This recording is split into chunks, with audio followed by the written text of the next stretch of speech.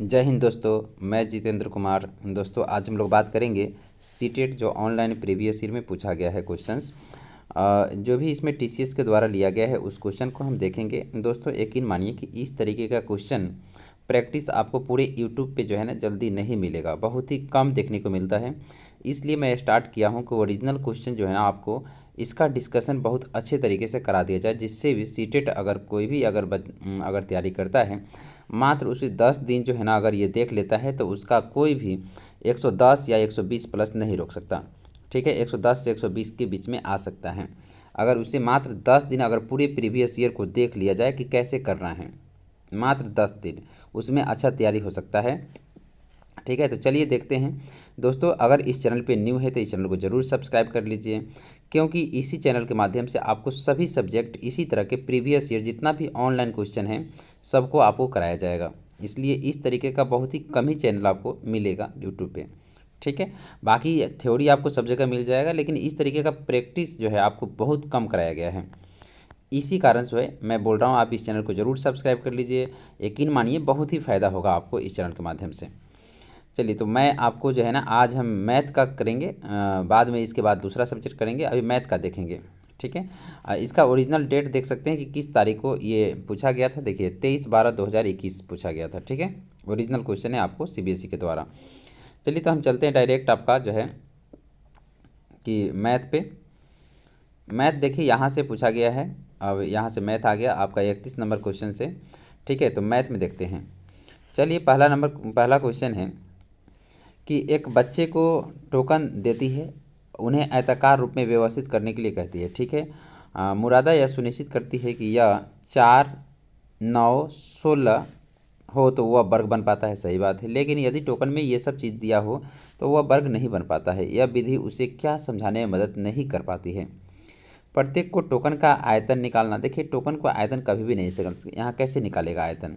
आयतन की तो बात ही नहीं है, उसमें तो लंबाई चौड़ाई ऊंचाई होना चाहिए तभी आयतन निकाल सकता है, जैसे इस तरीके से। ठीक है, इसके बाद वर्गों का क्षेत्रफल। हाँ, यह वर्ग का क्षेत्रफल निकाल सकता है। ठीक है, जैसे ये 4 दिया है तो 4 दिया है तो हम कह सकते हैं कि 2/2 का है। इसके बाद 16 तक की संख्याओं का गुणनखंड। हाँ, ये गुणनखंड वगैरह निकाल सकता है, पूर्ण वर्ग निकाल सकता है, तो ये सब निकाल सकता है, ये नहीं निकाल सकता। तो 1 नंबर यहाँ पे आंसर हो जाएगा, कोई दिक्कत नहीं होना चाहिए। चलिए अगला क्वेश्चन देखते हैं, दूसरा नंबर क्वेश्चन यानी कि 32 नंबर में कहता है इन संख्याओं का गुणनफल देखिए। तो गुणनफल में तो कोई दिक्कत नहीं है। आप क्या करेंगे, इसको गुना करना है ना, तो आप क्या कीजिए, जैसे 0.54 है, 0.54 गुने 0.01 गुना 0.4। इसको गुना करना आसान है, 54 में 4 से मल्टीप्लाई कर दीजिए, जितना के बाद पॉइंट है। तो देखिए 4 चौका 16 के 6, 4 चौका 16 के 6, इसके बाद 4 पंचे 20। ठीक है, 20 और 2 20 1 21। ठीक है, 216 आ रहा है।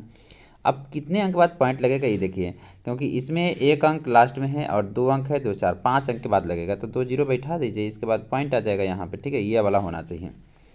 तो कहाँ पे आंसर है, 4 नंबर में देखिए आंसर है। इसी तरह अगला क्वेश्चन देखते हैं। अगला क्वेश्चन में कहता है कि इतना ग्राम चीनी के पैकेट को इतना ग्राम चीनी के पैकेट से कितना बनेगा। देखिए, तो अब मान लीजिए कि मैं मानता हूँ कि आपको 8 kg है और 5 kg मान लीजिए है, चाहे मान लीजिए 8 6 14 kg है, 14 kg आपके पास है। दोनों को कहता 2-2 kg कितना पैकेट बनेगा, क्या करेंगे, दोनों को जोड़कर 2 से भाग कर देंगे। इसी तरह आपको दोनों को जोड़कर भाग कर देना है।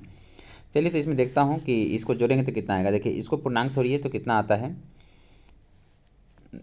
1 मिनट रुक जाइए। देखिए इसको पूर्णांक अगर तोड़ेंगे तो देखिए कितना आएगा। इसको है 4 दूनी 8, 3 11, 11/4 ये आ गया, प्लस 3 चौका 12 प्लस 1 13/4 ये आ गया। अब बटे में 1/8 कर देंगे, कोई दिक्कत नहीं है। यहाँ देखिए दोनों को अगर जोड़ेंगे तो कितना आएगा, 11 और 13, 11 दूनी 22, 13 इसके 24 आ जाएगा। ठीक है, 22 2 24, 24/4 6 आ गया। 6 अब बटे में 1/8 करेंगे तो 8 भी ऊपर चला जाएगा, कोई दिक्कत नहीं है। 8 6 48 आपका आ जाएगा। ठीक है, इसमें ज़्यादा दिक्कत नहीं होना चाहिए। अगला क्वेश्चन देख लेते हैं, 34 नंबर। कहता है निम्नलिखित में से कौन सी पूर्ण वर्ग नहीं है। 625 क्या पूर्ण वर्ग है। तो 625 आप जानते हैं 25 का होता है, 25 का पूर्ण वर्ग है। ठीक है, 25 का स्क्वायर करेंगे आ जाएगा ये, क्योंकि 25 गुने 25 हो जाएगा, कोई दिक्कत नहीं है। अगला देखिए, ये 13 का आपका पूर्ण वर्ग है। इसके बाद में 225 किसका है, 15 का है। ये किसी का पूर्ण वर्ग नहीं है, तो यही आपका आंसर हो जाएगा। अगला क्वेश्चन देख लेते हैं। अगला क्वेश्चन 35 नंबर में है कि दो अंकों को संख्या को देखिए, दो अंकीय संख्या के दोनों अंकों का योग 12 है, तो इस सब में 12 है। इसके बाद यदि इस संख्या में से इसके जोड़ के 3 गुना घटा दिया जाए, इसके जोड़ के 3 गुना, देखिए अब इसके जोड़िएगा तो 12 आएगा, 12 के 3 गुना यानी कि 57 में से घटाना पड़ेगा 36, घटाएंगे तो कितना आएगा, पलट रहा है क्या, आना चाहिए, इसका आंसर आना चाहिए 5 और 7। देखिए 7 में से 6 हो गया 1, 5 में से 2 आया 21 आया। देखिए ये गलत हो जाएगा, यहाँ पे होना चाहिए था, यहाँ पे कह रहा है कि पलट जाना चाहिए, यानी कि 7 5 75 होना चाहिए, कभी भी नहीं आएगा। क्या 75 को ऐसा करेंगे, 75 में से क्या 36 घटाएंगे तो क्या ये 57 आएगा, अगर नहीं आएगा तो यहाँ पे नहीं आ रहा है। 84 में से देखिए, 84 में से अगर 36 को घटाएंगे क्या ये 48 आएगा। तो आप देख सकते हैं 14 में से 6 हो गया 8, ये आ रहा है, 8 ये हो गया 7, 7 में से 3 गया 4, ठीक है, ये आ रहा है, ठीक है। तो आपका यही आपका आंसर हो जाएगा 84, कोई दिक्कत नहीं होना चाहिए। क्वेश्चन को समझना है दोस्तों, ये बिल्कुल सिंपल होता है, ठीक है। मैथ इसका जो पूछता है सीटेट में बिल्कुल सिंपल। इसमें क्या कह रहा है, इतना को 27 से भाग कीजिए, इतना को 23 से भाग कीजिए, फिर आने वाले शेषफल को 4 से विभाजित करके शेषफल निकालना है। तो ये बिल्कुल सिंपल है, आपको 27 से भाग कर दीजिए 24 8 7 9 को, ठीक है। इसके बाद में जो भी शेषफल आएगा यहाँ पे देख लीजिएगा, ठीक है। लास्ट में इसमें करना है आपको 23 से भाग करना है, 3 6 7 8 4 2 को भाग करना है, यहाँ पे भी शेषफल आएगा, इस दोनों को क्या करेंगे आप जोड़ देंगे, ठीक है, इस दोनों शेषफल को फिर 4 से विभाजित करेंगे, 4 से विभाजित करने के बाद जो शेषफल आएगा वो आप लिख देंगे, ठीक है। तो आप देख लेंगे इसका सलूशन, ये बिल्कुल सिंपल है। अगला क्वेश्चन है, कुछ आप भी करेंगे तभी तो पता चलेगा कितना आंसर आया, वो कमेंट में आप जरूर बताएंगे। अगला क्वेश्चन देखता हूँ, कहता है दो संख्याओं को गुना करने पर दाईं तरफ 4 शून्य मिलते हैं। ये बहुत अच्छा क्वेश्चन है। यदि दोनों संख्याओं में से एक संख्या में दाईं तरफ 2 शून्य मिलते हैं तो दूसरी संख्या कितना। देखिए 4 शून्य मिलता है, ठीक है। मान लेते हैं कि एक ऐसा संख्या लेते हैं 2500 हुआ, 2500 में इसमें 2 जीरो लास्ट में होना चाहिए है। इसके बाद दूसरी संख्या ऐसा लेना है, मान लीजिए, तो दूसरी संख्या ऐसा भी तो हो सकता है, यहाँ पे हम लेंगे 25 या 4 लेता हूँ तो कितना आएगा, यानी कि यहाँ पे 4 लेता हूँ, यानी कि दूसरी संख्या ये है, इसमें कोई आपका जीरो नहीं है, तो ये अब कितना आएगा 10,000 आ जाएगा, कोई दिक्कत नहीं है। 4 जीरो कह रहा था, 4 जीरो आ गया। दूसरी देखते हैं, अगर हम यहाँ लेते हैं 500 इंटू 2 लेते हैं, देखिए 20 लेता हूँ, ठीक है, इस तरीके से कितना आ गया 20 पंचे 100, यहाँ भी 10,000 आ गया, कोई दिक्कत नहीं है, यहाँ पे 1 जीरो है। इसी तरह यानी कि मैक्सिमम 2 जीरो हो सकता है। देखिए आप अगला लेता हूँ कि इस तरीके से नहीं, आपका इस तरीके से लेता हूँ 700 और इसके बाद में 200, तो ये कितना आ गया 7 दूनी 14, 4 जीरो, यहाँ भी 4 जीरो है। यहाँ पे दिक्कत क्या है, यहाँ पे मैक्सिमम कितना जीरो है, 2 जीरो, 2 जीरो से ज़्यादा रखेंगे तब दिक्कत है, क्योंकि यहाँ 2 जीरो फिक्स था, ठीक है। इसमें आपका 2 जीरो फिक्स था, इसमें 2 जीरो फिक्स था, इसमें जो है ना मैक्सिमम 2 जीरो ले सकते हैं, इससे ज़्यादा आप नहीं ले सकते, तो अधिकतम 2 हो सकता है। समझ में आ गया, बहुत ही अच्छा क्वेश्चन है ये, माना जाएगा, इसे समझने वाला क्वेश्चन था। अगला क्वेश्चन देख लेता हूँ, कहता है पटना के स्टेडियम में 800 मीटर का एक ट्रैक है जिसमें स्टेडियम में 20 किलोमीटर दौड़ना है। 20 किलोमीटर में आप जानते हैं कि 20,000 आपको मीटर हो जाएगा, बटे में 800 से भाग कर देंगे, आंसर आ जाएगा। 2 जीरो से 2 जीरो कट जाएगा, 8 से ये कट जाएगा, ठीक है। कितना बार में कट जाएगा, 8 से काटिएगा तो 8 दूनी 16, ठीक है, 4 8 पंचे 40, यानी कि 25 चक्कर आपको लगेगा, ठीक है, कोई दिक्कत नहीं होना चाहिए। अगला 39 नंबर क्वेश्चन देखेंगे तो क्या है, देखिए एक आयत जो वर्ग नहीं है कुल कितनी रैखिक और घुमावदार समिति हो सकता है। बहुत ही अच्छा क्वेश्चन। एक आयत जो वर्ग नहीं है, इसका मतलब आयतें हैं, ठीक है। तो एक आयत है, इसका अगर समिति रेखा की बात करेंगे तो देखिए समिति रेखा की बात करेंगे तो इतना आएगा, एक तो ये समिति रेखा होगा, एक ये समिति रेखा। ऐसा समिति रेखा उसे कहते हैं, ऐसा लाइन जो 2 भागों में काट दें।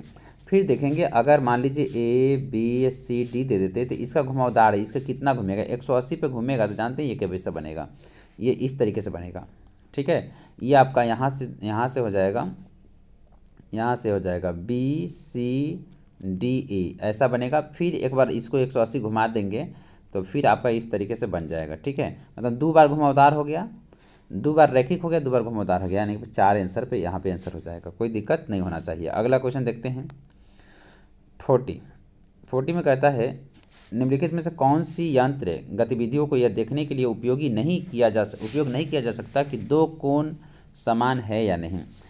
एक आयताकार, अब यहाँ देखते हैं कौन सा नहीं किया जा सकता है। चांद तो हम कर सकते हैं। एक आयताकार पट्टी जिसकी अस्थायी आयत से जुड़ी हो, जिसके हिलाया डुला जा सकता है, इससे भी कर सकते हैं। रेखनी से कभी नहीं कर सकते, हम स्केल से नहीं कर सकते। ठीक है, स्केल आपको इस तरीके से बना रहता है, आप जानते हैं इस तरीके से रहता है। ठीक है, तो इससे हम नहीं कर सकते, बाकी इससे भी कर सकते हैं। अगला क्वेश्चन देख लेते हैं 48 में कहता है कि करुणा के 4 भूखंड ABCD इस तरीके से परीक्षण करने के लिए क्षेत्र दिया गया। क्रमशः 20 मीटर 30 मीटर है, इसके बाद 23 मीटर 27 मीटर है, इतना मीटर इतना मीटर इतना मीटर इतना। अधिकतम पेड़ लगाने के लिए ज़मीन में देखिए जितना यहाँ पे परिमाप जो है ना सेम दिया है सब जगह, लेकिन जो जितना ज़्यादा गोल होगा उसका भूमि उतना ज़्यादा होगा। कहने का अर्थ है यहाँ पे बिना कैलकुलेशन किए भी कर सकते थे, या मल्टीप्लाई करके भी आप देख सकते हैं। यहाँ पे देख लिए, यहाँ पे 25/25 है मान लीजिए। ठीक है, एक लेता हूँ ऐसा कि इसमें जो है ना ये वाला 20 ले लेता हूँ और ये वाला 30 ले लेता हूँ। यहाँ भी परिमाप सेम है, लेकिन ये सबसे ज़्यादा गोला है, इसीलिए वर्ग है आंसर होगा। इसीलिए यहाँ पे लास्ट वाला आंसर होगा 25/25 वाला। तो 25/25 वाला की बात करेंगे, भूमि डी हो जाएगा आपका आंसर। ठीक है, कोई दिक्कत नहीं होना चाहिए। समझ में आ गया। सबसे ज़्यादा गोला अगर परिमाप सेम रहे तो वृत्त का सबसे ज़्यादा क्षेत्रफल होगा। अगला क्वेश्चन देखते हैं। कहता है भारत के मानचित्र में दिल्ली और शिमला की दूरी इतना सेंटीमीटर है। दिल्ली से देहरादून की इतना सेंटीमीटर है। फिर शिमला से मुंबई के बीच की दूरी इतना सेंटीमीटर है। शिमला से देहरादून के बीच इतना है। मानचित्र पर 1 सेंटीमीटर बराबर इतना किलोमीटर है। तो हिया को देहरादून से शिमला होते हुए मुंबई की यात्रा करना है। अब देखिए देहरादून से शिमला होती हुई, तो देहरादून से शिमला का देखिए, तो देहरादून से शिमला का अगर दूरी देखेंगे, ठीक है, मुंबई की यात्रा करना है। ठीक है, तो शिमला से देहरादून का 2 सेंटीमीटर दिया है, तो 2 सेंटीमीटर तो ये हो गया। फिर इसके बाद में शिमला से मुंबई जाना है, तो क्या शिमला से मुंबई दिया है।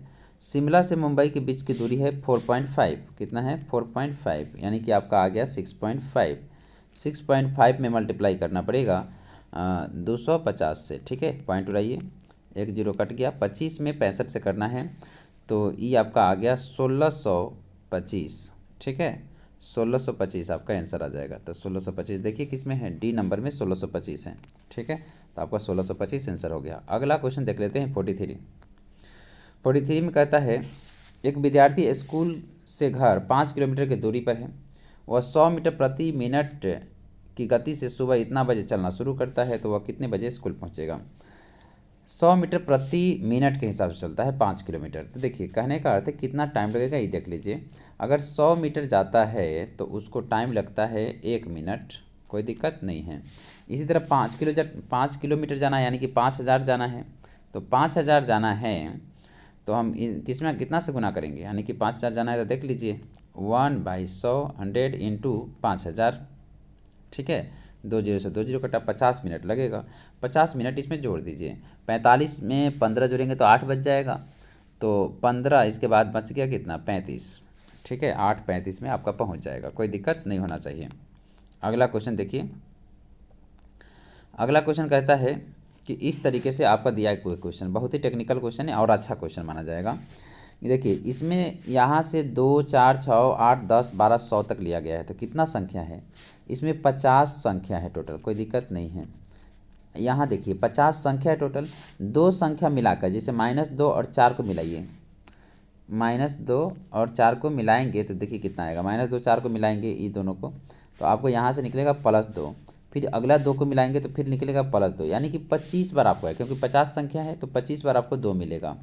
25 बार 2 जोड़ने से अच्छा है कि 2 में 25 से गुना कर दीजिए, आंसर आ जाएगा 50। ठीक है, कोई दिक्कत यहाँ पे नहीं होना चाहिए, तो 50 आपका आंसर हो जाएगा। अगला क्वेश्चन देखिए अभी मैंने इतना क्वेश्चन देख चुका हूँ, अभी तक कोई प्रॉब्लम नहीं हुआ, इतना सिंपल क्वेश्चन पूछा गया है। इसी तरह से क्वेश्चन पूछा जाता है, बस आप जो है ना देखकर घबरा जाते हैं, इसलिए नहीं बनता है। कहता है मीता केवल 2 रुपये की सिक्के इकट्ठा करना चाहती है। उनकी माँ ने उसे अपना पुराना गुल्लक दिया, उसी राशि को बदलकर 2 रुपये के सिक्के लाना चाहता है। लाने के लिए कहा। गुल्लक में खोलने के बाद 100 रुपया के 2 नोट मिले तो 200 रुपया ये हो गया। 20 रुपया के 3 नोट मिले 60 रुपया तो ये हो गया। 10 रुपया के 10 नोट मिले 100 रुपया ये हो गया। 5 रुपया के 50 नोट मिले तो ये हो गया 250 ये हो गया। 1 रुपया के 77 नोट मिले तो ये 77 रुपया ये हो गया। ठीक है। इसके बाद 50 पैसा के 98 सिक्का मिले तो ये आपका 49 रुपया ये हो गया। ठीक है। इस राशि को बदलने पर 2 रुपये कितने सिक्के मिलेंगे। अब देखिए कैसे करना है, तो इस सब को आधा करना है। तो ये 100 प्लस 30 130 130 और 50 130 50 180 तो यहाँ तक हो गया। ठीक है। 250 क्या था 125 ये हो गया, कोई दिक्कत नहीं है। 77 प्लस 49 को देखेंगे 9 7 16 के 6 और 7 4 11 1 12 126 है तो इसका हो जाएगा 6 और 3 63 रुपया ये हो जाएगा। इस सब को जोड़ेंगे 5 3 8 आ जाएगा। इसके बाद 8 2 10 और 10 6 16 16 के 6 फिर इसके बाद 3 होगा 368 रुपया आएगा। ठीक है। 368 2 नंबर हो जाएगा, कोई दिक्कत नहीं, सबको जोड़ के आधा कर देना है बस। इसके बाद में अब आ गया पेडागोजी। तो पेडागोजी देखेंगे, पेडागोजी तो और भी आसान होता है, आप देखेंगे और इस तरीके से थोड़ा सा आपको कुछ बस प्रैक्टिस बनाना है आपको, अपने आप इसमें हो जाएगा।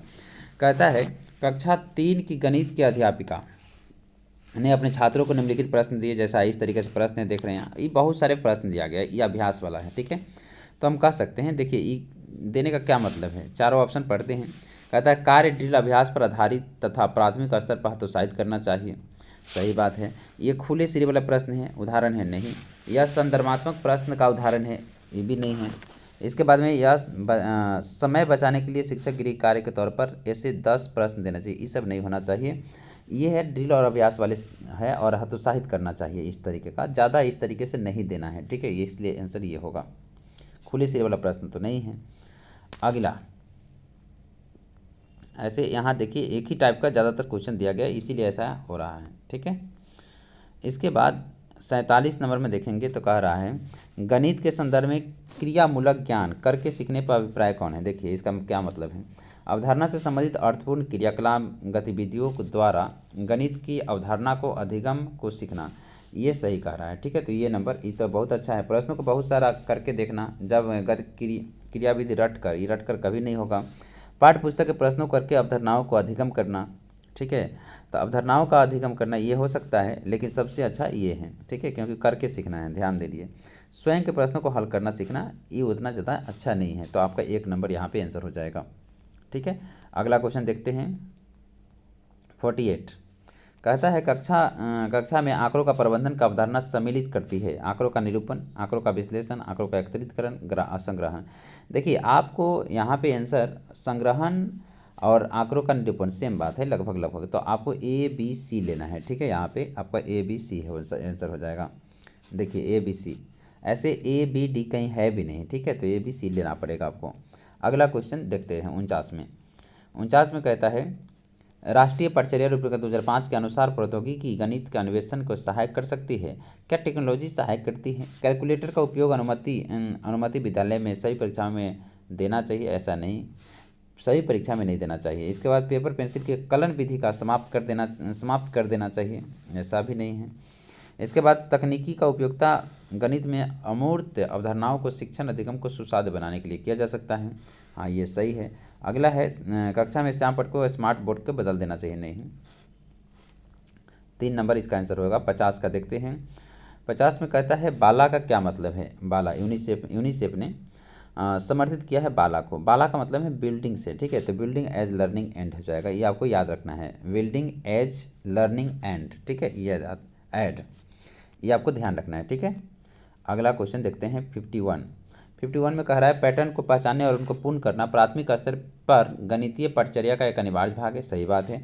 छात्रों में सृजनात्मकता और कला कौशल नहीं होना चाहिए। ठीक है। अगला उच्च शिक्षण में भाग लेने के लिए ये तो कभी भी नहीं होगा, तैयारी कराना। गणितीय छात्र पहेलियाँ हल करने में सहायता करती है, ऐसा कोई बात नहीं है। छात्रों को रचनात्मकता प्रोत्साहित करता है तथा संख्या को संक्रियाओं को समझने की सहायता करती है, ये सही है, बहुत अच्छा। 4 नंबर में दिया गया है। इसके बाद 52 अगर देखेंगे 52 में कहता है कक्षा 3 के आकलन के लिए गणित के अध्यापक के छात्रों को निम्नलिखित पैमाने पर जैसे कि संकल्पनाओं को समझ, गणितीय विवेचना प्रोत्साहित करना, अभिवृत्ति, नए प्रश्नों को हल करना, प्रश्नों को करने में हेतु बहुल विधियों का ढूंढना इत्यादि उनकी गणितीय रिकॉर्ड किया। इस प्रकार की आकलन की जानकारी सबसे कम उपयोगी कौन है? यहाँ देखिए सबसे कम उपयोगी है, देखना है। विद्यार्थियों को प्रतिपुष्टि प्रदान करने के लिए, उनकी आवश्यकताओं पर आधारित शैक्षणिक योजनाओं में विकास के लिए है, या विभिन्न विद्यार्थियों को उनके प्राप्तांक अंकों को वरीयता क्रम में लेना, यही है, ठीक है, या वरीयता क्रम में लेना, यही आपका सबसे नेगेटिव है, ठीक है। अब इससे नेगेटिव नहीं हो सकता, प्रश्नों को पूछना, ये सब सही है। अगला देखिए 53 में कहता है एक बच्चा कहता है कि 1/2 1/3 से बड़ा है, क्योंकि टू जो है कहता है कि 2 से 3 छोटा, क्योंकि 2 3 से छोटा होता है, इसलिए इस भ्रांति को आप कैसे दूर करेंगे? एक बच्चों को व्याख्या के भिन्न की हर तथा हर की संख्या से बड़े होने का अर्थ भिन्न की छोटा होना होता है, ये बताएंगे। वास्तविक जीवन के अनुभव से उपयोग करके दोनों की साकार कल्पना करने में मदद करेंगे। इसके बाद भिन्न की अवधारणाओं को पेपर फोल्डिंग की सहायता लेना और भिन्न की तुलना करना, ये सही है। देखिए पेपर फोल्डिंग जहाँ भी आता है तो वो सही होता है, ऐसे आपका वास्तविक जीवन से ये भी सही था, लेकिन यहाँ पे मेन चीज़ सिखाना है प्रैक्टिकल से, ठीक है। अगला देखिए 52 में है स्वतः शोध। ह्यूरिस्टिक मतलब क्या होता है? ह्यूरिस्टिक मतलब होता है खोज करना, ये सभी जानते होंगे। ह्यूरिस्टिक विधि आपको सिखाया गया होगा, आगमन विधि, निगमन विधि, ये सब में सिखाया गया होगा। ह्यूरिस्टिक मतलब होता है खोज करना, ठीक है। इसके बाद में अगला है श्री जेनी कक्षा 2 के अध्यापिका ने अपने छात्र से पूछा कि यदि आपके पास 3 दहाई में से 3 इकाई निकाल लेते हैं तो शेष कितना मिलेगा? उसने उत्तर दिया कि 0 मिलेगा। इस त्रुटि को संशोधन करने के लिए श्री जेनी को सर्वप्रथम बल देना चाहिए किस पे? अभ्यास के लिए इसी प्रकार के प्रश्न ज़्यादा देने चाहिए, नहीं, जब भी ज़्यादा प्रश्न देना नहीं होगा, सिखाना है उसको मेन, ठीक है। पहले योग की संक्रियाओं को सुदृढ़ करना और फिर उनकी व्याकरण को पढ़ाना, ऐसा भी नहीं है। अगला देखते हैं ऑप्शन, विभिन्न क्रियाकलाप अनुभव द्वारा स्थानीय मान की अवधारणा को सुदृढ़ करना, ये बहुत है। जहाँ पे स्थानीय मान आएगा तभी वो आंसर हो जाएगा, व्याकरण केवल वाला तो नहीं होगा। अगला देखते हैं 56, कहता है निम्न में से कौन सा समय को मापने का कौशल नहीं है? क्या घड़ी में समय देखना है? घटना की एक अवधि को ज्ञात करना, यही नहीं है। किसी घटना की अवधि में कैसे समय ज्ञात करेंगे, ये नहीं होगा। समय मापने के लिए अलग अलग इकाइयों के बीच संबंध स्थापित करना, तारों के बीच की स्थितियों का अनुमान लगाना। तारों के बीच में स्थिति का अनुमान लगा सकते हैं। पहले जो है बहुत लोग ऐसे ही रात में टाइम देखते थे कि कौन तारा कहाँ पर चला गया है, उस हिसाब से देखते थे, ठीक है। अगला है 57 नंबर में कहता है हस्तकौशल सामग्री के प्रतिमान, स्थिर चित्र, लिखित संकेत, मौखिक लिखित भाषा, वास्तविक संसार की स्थितियाँ का संदर्भ, ऐसे 5 तरीके जो प्रदर्शित करता है। क्या गणितीय विचार करता है, ज्यामितीय उत्पत्ति करता है, गणितीय पाठ्यक्रम करता है, गणितीय शब्दावली करता है, ये सबसे विचार होगा, थॉट प्रोसेस ये जो है ना देता है, ठीक है। इसके बाद में अगला क्वेश्चन देखेंगे 58। अगला है प्राथमिक स्तर पर गणितीय पहेलियाँ को हल करना सहायक होता है। पहेली क्यों हल करते हैं? क्या कक्षा में प्रतिभाशाली छात्रों को पहचानने के लिए, छात्रों को मनोरंजन कराने के लिए, समस्या समाधान कौशल को प्रोत्साहित करने के लिए, यही आपका आंसर हो जाएगा। समस्या समाधान की स्मृति विलोम करना, ये सब नहीं होगा, ठीक है। 3 नंबर इसका आंसर हो जाएगा। अगला क्वेश्चन है 59, कहता वेन हिले के ज्यामितीय विवेचना के प्रतिमान के अनुसार निम्नलिखित में से कौन सा विश्लेषण स्तर पे है? सीमा जानती है कि समद्विबाहु त्रिभुज के 2 बराबर भुजाएं में 2 बराबर कोण होते हैं। हाँ, ये सही है। किसी भी 2 समद्विबाहु त्रिभुज में 2 कोण बराबर होगा। सामने वाला यानी कि बराबर भुजा के सामने वाला कोण भी आपस में बराबर होगा, ठीक है। सीमा त्रिभुज के एक आकृति को पहचान करती है और सीधे रेखे को याद करती है। ये तो आपका पहचान करना त्रिभुज के रूप में, तो ये आपका हो जाएगा चक्षुषीकरण। सीमा जानती है कि समद्विबाहु त्रिभुज सममिति होती है, इसलिए इसके आधार पर कोण बराबर होने चाहिए। ये रिलेशन जुड़ रही है, तो ये संबंध पे हो जाएगा। अगला है सीमा मानती है कि समद्विबाहु त्रिभुज है, लेकिन समद्विबाहु इसमें भी संबंध जुड़ रहा है, संबंध पे होगा। तो कौन सा होगा विश्लेषण स्तर पे? तो आपका 1 नंबर विश्लेषण स्तर पे हो जाएगा, ठीक है। अगला क्वेश्चन देखते हैं। वे नीले से दोस्तों आपको जो है ना निश्चित है कि 1-2 पूछेगा ही पूछेगा, ठीक है। एक कक्षा में निम्नलिखित कथनों में से गणित के अधिगम में लैंगिक पक्षपात का सूचक है। गणित में पाठ्यपुस्तक में महिलाओं गणितों में सफलता का उल्लेख किया जाना महत्वपूर्ण है। गणित के अधिगम में लड़कियां लड़कों के एक समान अवसर दिए जाने चाहिए। गणित के उच्चतर शिक्षा के लिए लड़कों और लड़कियों दोनों को समान अवसर मिलने चाहिए। लड़कों में गणित की सफलता का श्रेय उनके सामर्थ्य को दिया जाना चाहिए, जबकि लड़कियों को उनकी सफलता श्रेय उनके प्रयासों को देना चाहिए। यही आपका जेंडर रूढ़िवादिता दिखा रहा है, तो 4 नंबर आपका इसका आंसर हो जाएगा। कोई दिक्कत यहाँ पे नहीं है। दोस्तों मैंने यह 60 क्वेश्चन मतलब 30 क्वेश्चन मैथ का कर चुका हूँ, ठीक है। अब मिलते हैं अगले वीडियो में, जब तक अपना ख्याल रखिए। और वीडियो कैसा लगा ये कमेंट में ज़रूर बताइए, और अगर इस चैनल पे न्यू है तो इस चैनल को ज़रूर सब्सक्राइब कर लीजिए, अपने दोस्तों में ज़्यादा से ज़्यादा शेयर कीजिए। जय हिंद, जय भारत।